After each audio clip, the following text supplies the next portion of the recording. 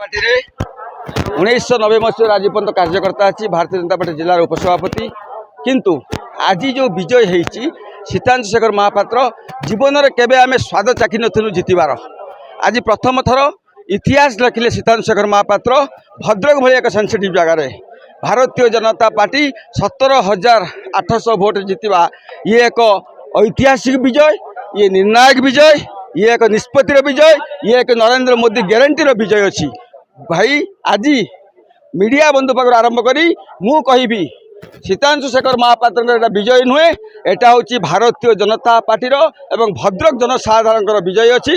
ये विजय एक स्वर्ण अक्षर लेखा हम स्वाधीनता परे आज पर्यंत भारतीय जनता पार्टी जीति नथिला। सीतांशु शेखर महापात्र जो इतिहास लिखिले ये हूँ आम स्मरणीय एवं आमे आगक बढ़िमु। आज प्रथम गछ लगेलु, ये गछरे पानी देवार दायित्व भद्रक जनसाधारण, ये गछर जो फल फल से दिन आपण मैंने देखिए भारतीय जनता पार्टी किभली भाव में भाईचारा को लेकिन सरकार करे एवं ओडिशा रे जो अत्याचार सरकार, बेविचार सरकार, ये जो नवीन पटनायक सरकार जो पांड्यान को मुख्यमंत्री करने जो स्वप्न देखी ये स्वप्न को ओडिया स्वाभिमान आज खंडन करछि। ये ओडिया स्वाभिमान को आमे मध्य धन्यवाद दमु।